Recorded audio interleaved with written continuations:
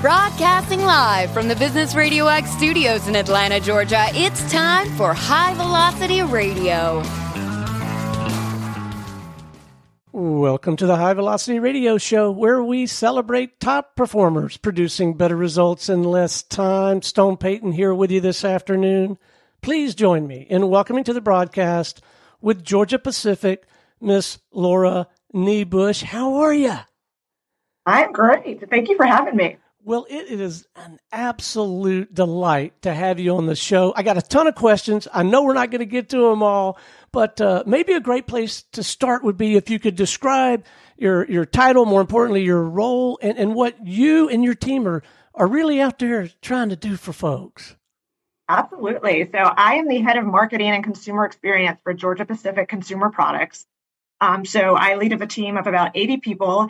And our role is to help our brands. We support a portfolio of brands, help our brands achieve their objectives and market by delivering a better experience to consumers across all the ways that they interact with our brands.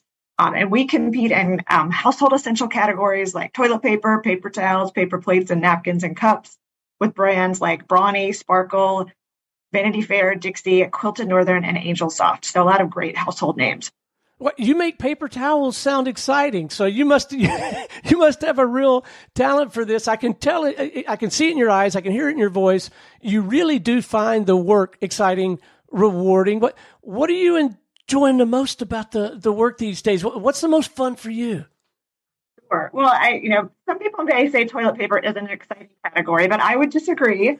And I think we found that out during the pandemic. I mean, this is a product that everybody uses.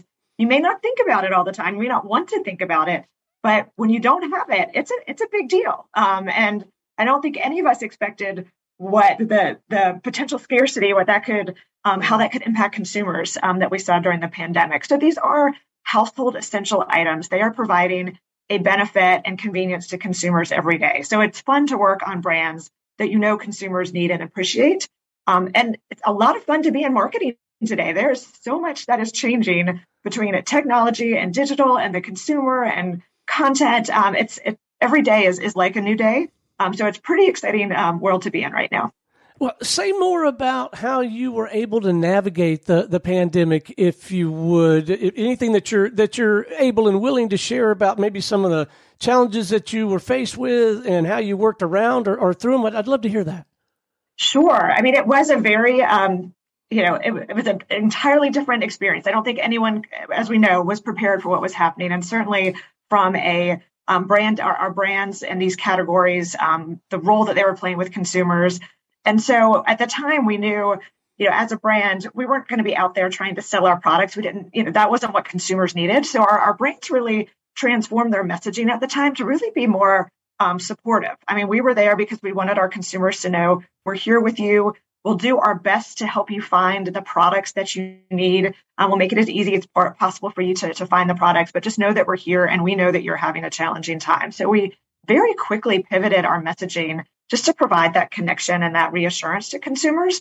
And then when things were a little bit more stable, we knew we had the products out there and available. Then we went back out and said, made sure that we could connect consumers. So we had to be agile as I think about our messaging, as I think about how we reach consumers, but also just understanding what consumers needed during that time. So I got to ask, what is the backstory? How in the world does someone like you find themselves in a role like this? Was it always consumer goods or was it a different path for you? Sure. I mean, I have been in, I would say, general management, brand management, marketing for my entire career. So 25 plus years. And I've been at Georgia Pacific for 15 of those. And I did know coming out of, particularly out of business school, I was looking, I had a passion for the consumer. I really enjoyed kind of some of my early jobs in this area. And I knew I did want to spend more time in brand management, focused on bringing kind of solutions to consumers. And then I've had the opportunity in my time at Georgia Pacific to work and lead businesses and also lead kind of the marketing capability I'm in now. And I very much enjoy the ability and opportunity to do both.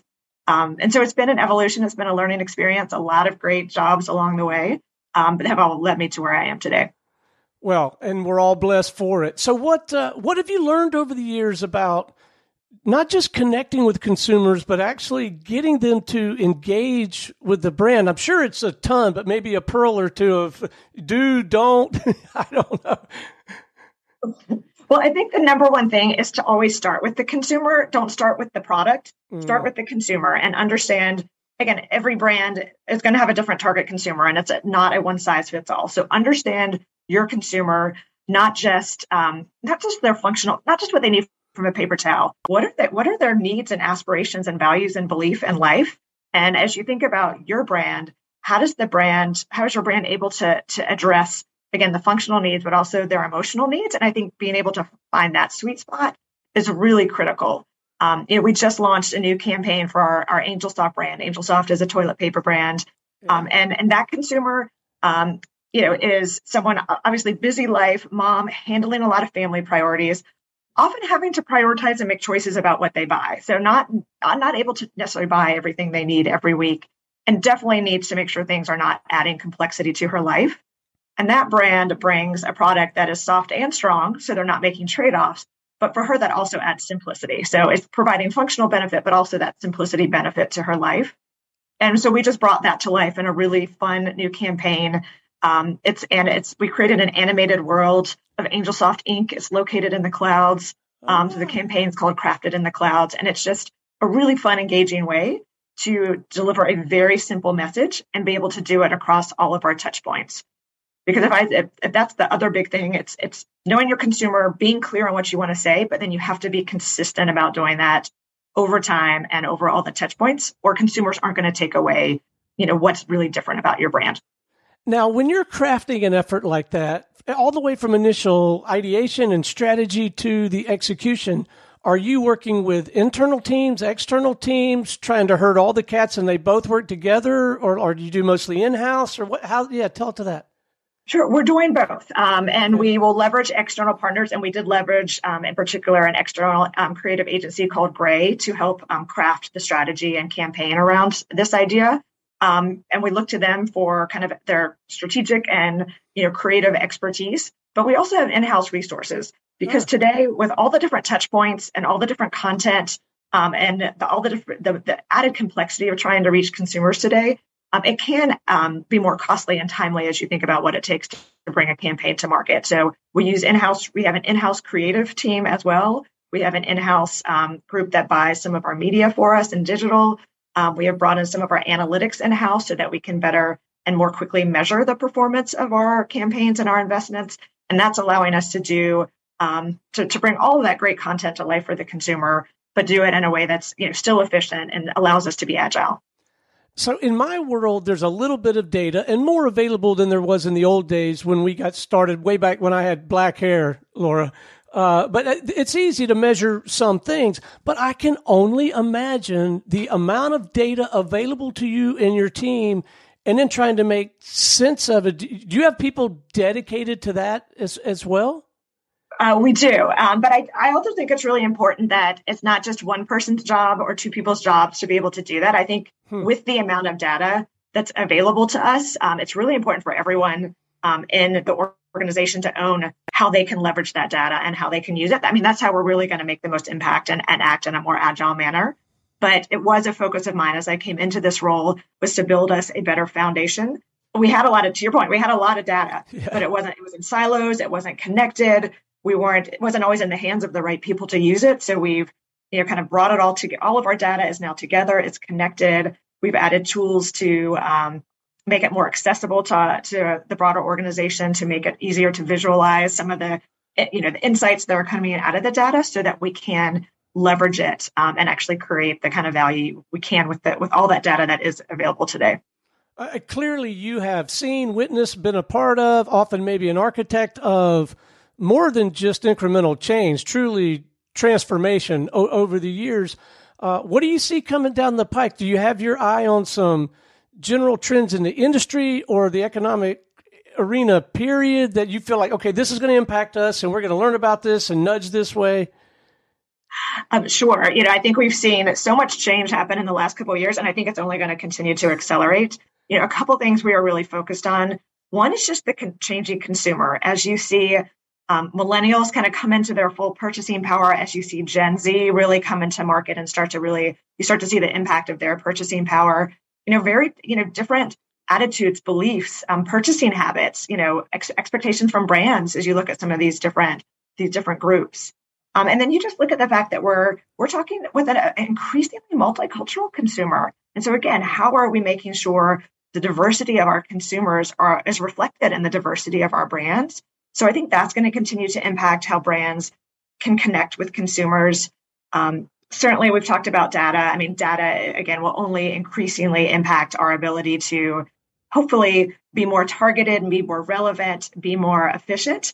But it's also more complex as there are regulations around data privacy and consumer expectations around data privacy as we look to the deprecation of the cookie and what that's going to mean as far as how we reach consumers. So there's a lot of complexity in there that we have to navigate and manage. And then finally, like the hot topic right now is, of course, AI and generative AI, which, I've never seen, something that has come on as strong as I think is the conversation in this area over the last few months. And I while it may not be all the way where it will be yet, the hype is real. Like there are some really, really, exciting ways that this could transform how we operate and marketing. And so we are very focused on identifying some of those early use cases, starting to experiment and learn. Because for me, this is a when and how, not an if, it's going to impact how we work. I love to hear you talk about this stuff. It's like a playground for you. I mean, I'm sure you have your moments and your times, but you clearly enjoy the work. So, and I enjoy my work as well. Earlier today, we had in the studio right here in little old Woodstock, Georgia, we had a city official and we had a CPA and we had a solopreneur like graphics person in the studio. It was fun to capture those local stories. Of course, I bragged. I'm going to be interviewing somebody from Georgia Pacific later today. But my question is this: are you finding that you are compelled to, and that there is a path for a Georgia Pacific to leverage all these capabilities, the position you have in the marketplace, the influence you have in general, to have some local economic impact? Absolutely. And there is a lot of work happening at the Georgia Pacific corporate level around, involvement and a lot of different programs in the community. What I have, my team helps more as we think about each brand and as a role for how each brand can impact in the local community. And for any brand, as they look at partnering with a cause or partnering with, a local opportunity, it always needs to start with what that brand stands for. And does it make sense for that brand to be in that conversation and to be kind of supporting in that area? And I think a great example is Brawny. Brawny is a brand most people are aware of it. It stands for strength. If you remember our big giant, our lumberjack, he's about strength. The product's about strength. And the great thing about Brawny is they don't just want to celebrate, the strength of the product or physical strength. They like to celebrate emotional strength and resiliency. And that is a great platform to go activate locally. And, again, pandemic was a wonderful example of this, where very challenging time. A lot of people, though, everyday heroes in their community stepping up to try and help others. And so Brawny created a program called Giants Take Action.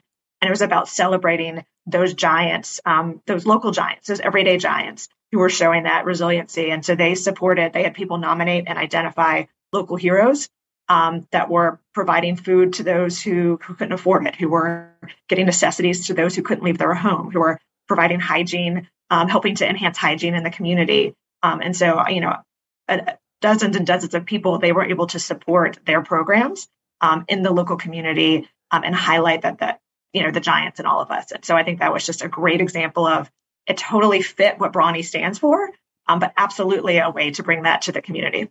Well, I am so glad that I asked, and it inspires me because at our household, we're empty nesters. I am often the one who runs out and gets the paper towels and the toilet paper, but I'm going to lean a little more into Brawny just knowing that. I mean, it feels good to know that, so I'm really glad that I asked. I'm going to switch gears on you here a little bit before we wrap.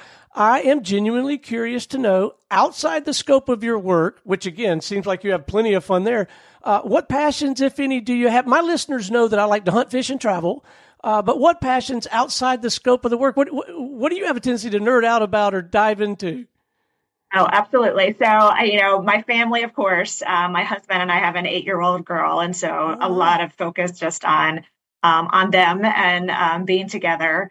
I love to travel and love to explore, and I'm really excited. My daughter is getting to be the age that I can really help instill that in her.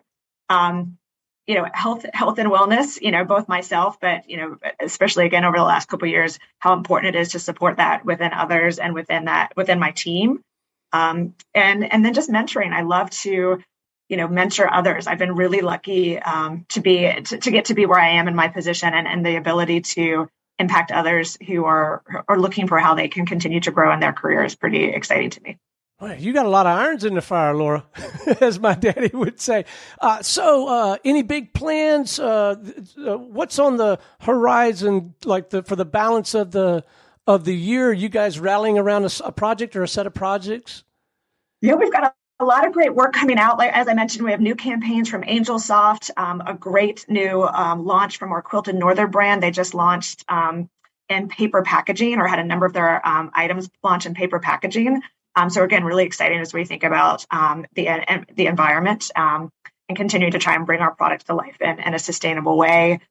We've got, exciting new kind of content coming out from Dixie. So a lot of, really bringing to life a lot of the work we've been doing over the last couple of years on how to make our brands more engaging. So we'll definitely continue to see that, continuing to work on digital transformation and how our, where and how we reach the consumer and continue to test and learn in new channels. And then always, internally, how are we just transforming the way that we work as a team? Well, if it's any endorsement or testimonial, every brand that you've mentioned during the course of this conversation is probably in my pantry right now, will certainly be in my pantry between now and when everybody descends on us for Christmas house. So you're already doing a fantastic job. Keep up the good work. Let's make sure that our listeners have a way to tap into your work. If there's somewhere that they can go to learn more or have a conversation, whatever you feel like is appropriate. But I want to keep our listeners connected with your work. Absolutely. So you can certainly find more about our brands by going to georgiapacific.com, and you can go and find any of the individual brand sites. You can learn about Georgia Pacific, but also find any of the individual brand sites on there. If there's any questions you have directly for me, you're also welcome to reach out to me on LinkedIn. Fantastic. Well, Laura, it has been an absolute delight having you on the show. Thank you so much for sharing your insight, your perspective. And let's don't make this a one-time deal. Let's check in periodically and get caught up on your efforts. I think that'd be great programming for our crowd. And I know you and I'd have a good time in the conversation. I know. I would love it. I've enjoyed it. All right. Until next time, this is Stone Payton for our guest today, Laura Knebusch with Georgia Pacific, and everyone here at the Business RadioX family saying we'll see you in the fast lane.